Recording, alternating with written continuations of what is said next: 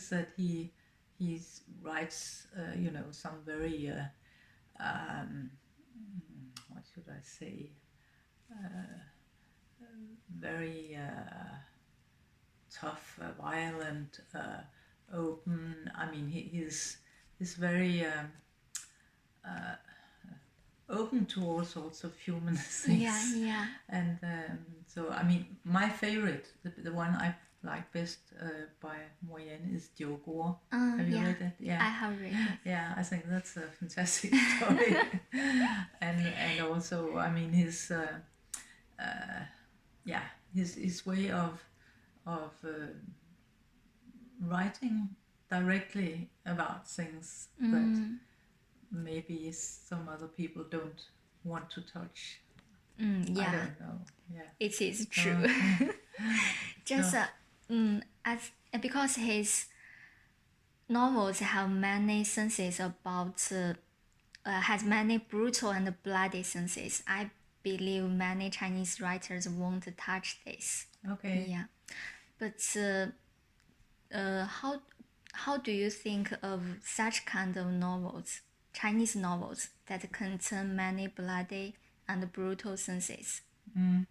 Well, actually, Yuhua's stories from the 80s are even more bloody than than Moyen's. So I don't like blood for sensation's sake. If it's necessary for the story, I think it's okay. I don't mind it, but not if it's just written in order to attract some special readers or just to make an effect. If there's a reason to do it, a literary and sort of existential reason, then it's okay. I Okay. don't mind. But do you think when readers read those novels, will they think it is a real China? I think Danish readers are quite sophisticated. I think they will think that it's a writer's way of writing about real China. But I mean, we are used to reading all sorts of fantasy, and I mean, lots of very good writers mix sort of imagination and they may sometimes exaggerate something, or they might use. I think Danish writers are quite good at they don't take. I mean, for instance, in Jogo, lots of things happen that couldn't happen in real life. But I mean, it's still a great novel. Okay.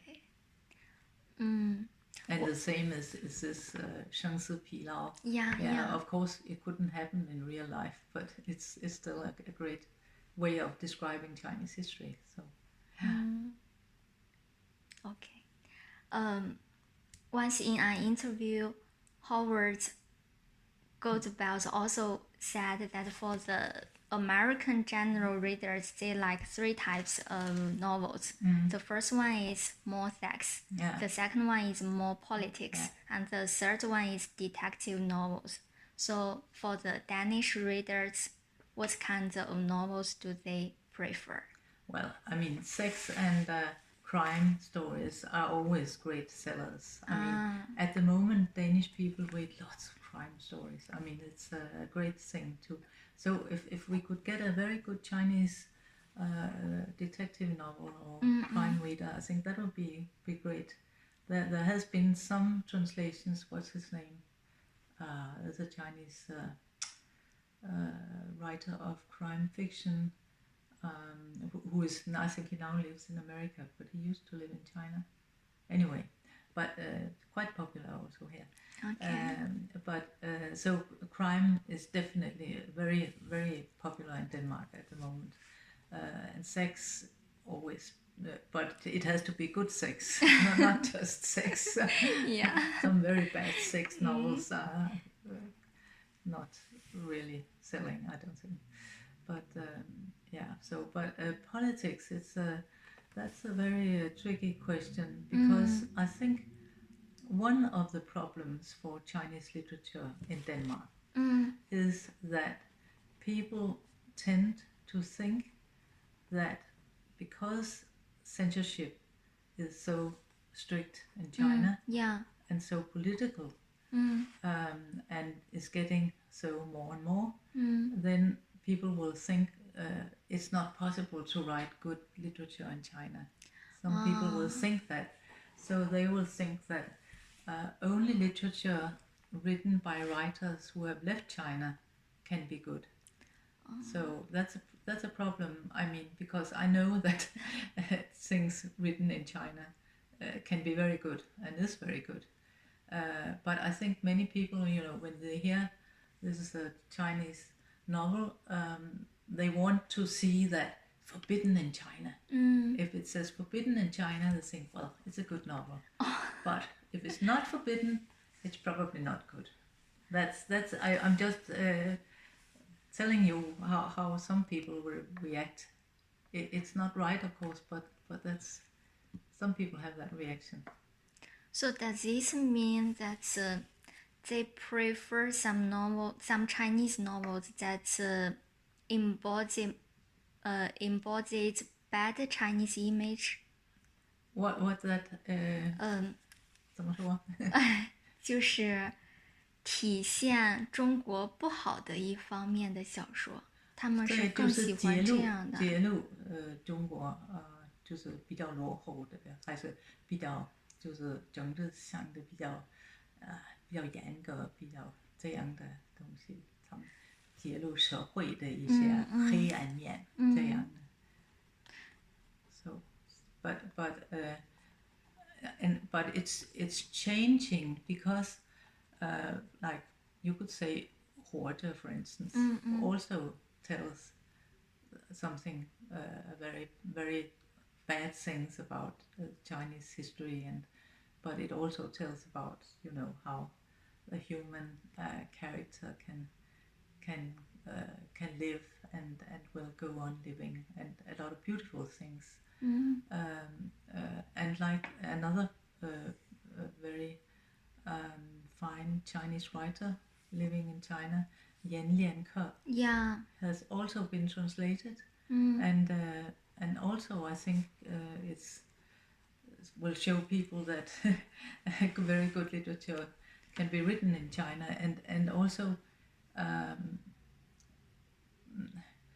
I mean, could be published, even critical novels like Yan Lianke's and Yu Hua's Di Qiqian could be published in China, and still, you know, be very critical.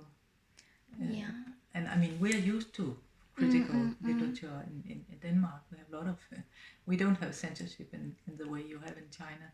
So people are used to reading about bad things in Danish society and so on. But I'm just saying that it's some people who don't know, their first reaction will be, oh, is it published in China? Then it's probably just censorship, it's probably just praising everything in China. And if it's published outside China or forbidden in China, then it's probably a good story, they will think. But it's not, it used to be like that, but because of Yu Hua Mo Yan, Yan Lianke, so people are beginning to understand that it's not so simple. But of course, I mean, you know, when you talk about soft power, as which literature could be part of soft power, for people who don't know very much, I mean, the majority of the Danish people who just read newspapers and so on, they will, I mean, because of the last few years, it seems that censorship has become stricter, and that Xi Jinping is not a very open-minded person. so many people will think, you know, it will reflect on Chinese literature. So this soft power doesn't work so well as it used to, I would say. But again, I think the main thing is to do all we can to present to the readers good Chinese literature, like those three writers, are very good writers, all of them. And there are many more, of course, but Danish publishers have to think that they must sell. I mean, they don't want to lose money. Yeah. So that's part of this whole thing is market, you know. I think you should know the Orientalism, right? The what? The Orientalism. Edward Said wrote. oh yeah, Orientalism. Yeah. Oriental. I always pronounce that. Or something. Yeah. Do you think it foreigner readers more like those Chinese novels that can reveal the bad parts of of China? Do you think it has any relation with the Orientalism? As I understand Orientalism, it means also that, of course, it means that you project a certain image of the other country, but it also means that the other country somehow takes on this westernized image. So I don't know if it's so relevant for China. Many years ago, I actually wrote an article about it because I was studying the reception of Kafka in China. Yeah. And I actually wrote an article about it, but it's so many years ago I can't. but there's a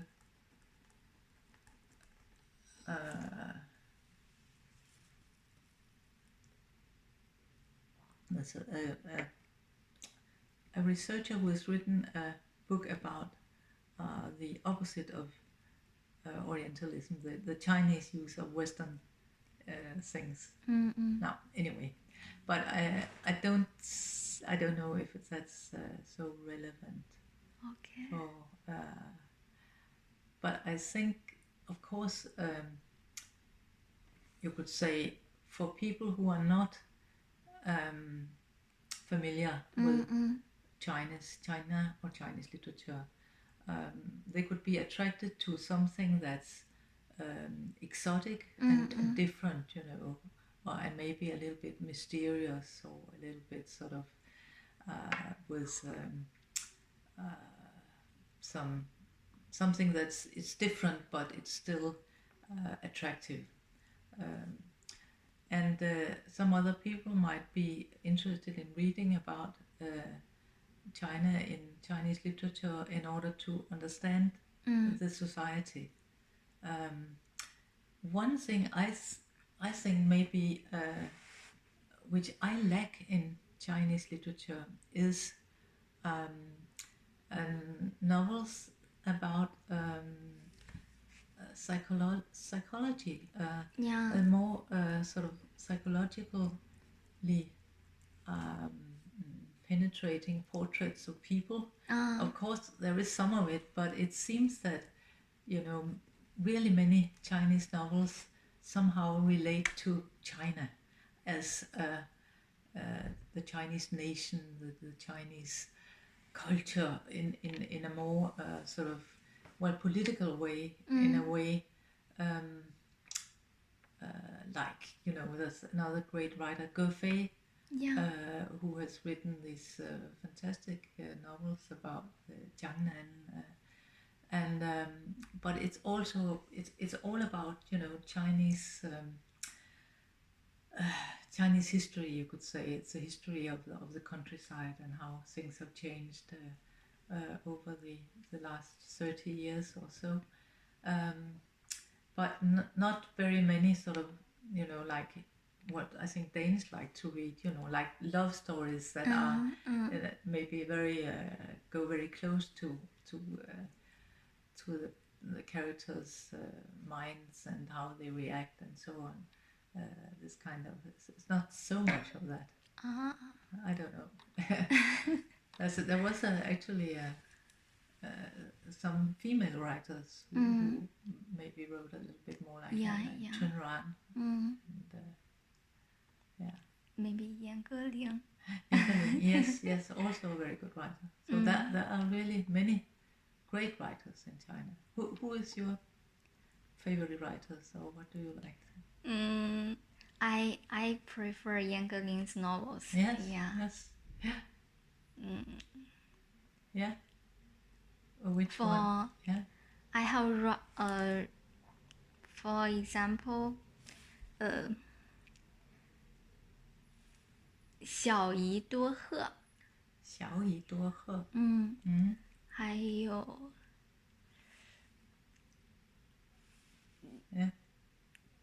另一个是忘了。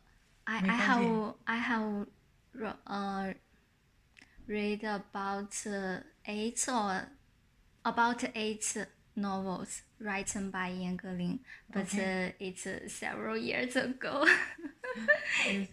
I think his novels is in some degree it's touching, but it's also revealed some bad things. Yeah.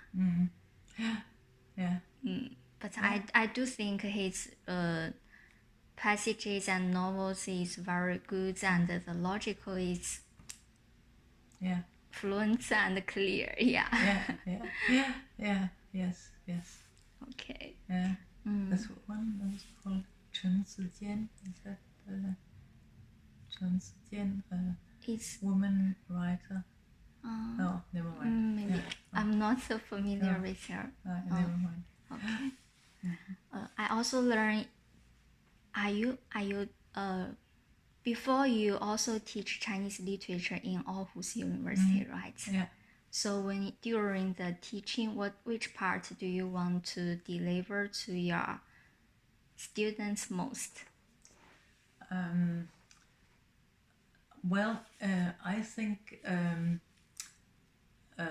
things changed over the years because when I started teaching, literature was a very central part of the curricula, and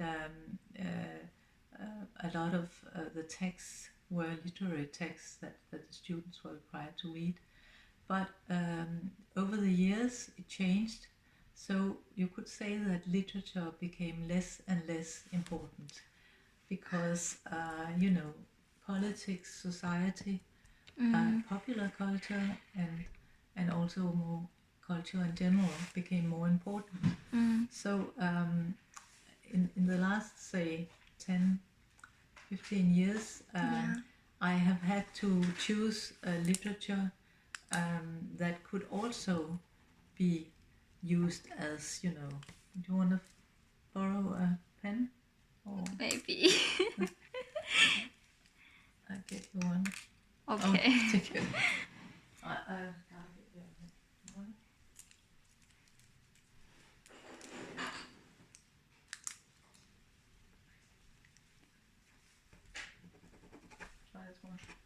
Wow, thank you. No, so we would sort of integrate, so that what they would read in class would be something that could be, on the one hand, it could be a novel, like, or one of Yuhua's essays or things, and it would at the same time relate to something that we were teaching about Chinese society or Chinese, well, not economy, that's not me, but politics maybe, or something, or history very often. Yeah. So in that sense, perhaps you can say the same in China, that literature is not as important as it used to be, because when you go back to the 80s, literature was still very important. But since then, because of the market forces and everything, and all the new media and things, so I think literature is not so important, not as important as it has been, and that, I think, in a way is a good thing, because so maybe the censorship is not as strict as it could be because literature is not that important. Maybe. Something like that, I don't know. But with all the, I mean, online literature, and I mean, there's so much, so it's impossible to. Yeah, nowadays I think people are more prefer to read novels online rather than read some paper novels. But still, I mean, when you go to Chinese bookshops, there's lots and lots of literary works. So for your students, are they interested in Chinese literature or Chinese culture? Well, some would be, but the majority of students, I think now who start doing Chinese, the majority are more interested in other things than literature. I mean, they could be interested in other aspects of society and culture, popular culture or politics or social sciences or history.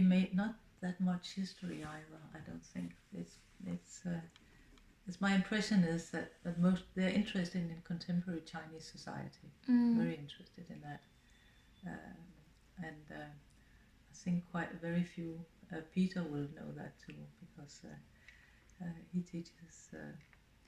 Chinese literature. But it is not a big part of the curriculum. I also have attended his classes. Yeah. There are only 2 students. Yes, there you see. So, yeah. But have you ever done something to attract their interest in Chinese literature? Well, I have said, I mean, I always had big classes, you know, we would usually in our maybe first year there would be like 35 students, and up till the BA there would be like at least 25 or something, and they would have to simply read what I told them to read. So that's it. But we, for instance, I mean, we have had courses in many things. Like the Cultural Revolution we had a course on that where another teacher would teach the more sort of social aspects, and I could teach the more cultural aspects, and then present them with text from that period and also text describing it. I mean, text from later periods that took it up. So it would kind of be integrated in teaching. Yeah.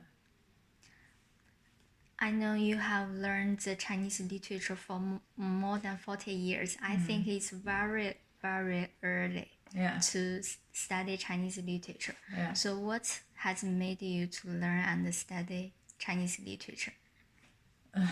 Well, I mean, I started learning Chinese because I thought I always been fascinated by languages and fascinated by Chinese characters, even before I had any idea how they could mean something. So when I got the opportunity to study, I started it. And then I was very lucky to be a student at Beida in 1978, which was a very interesting time. And then have you heard about this first democracy wall in 1979? 19 Minjuqiang, it's near Xidan.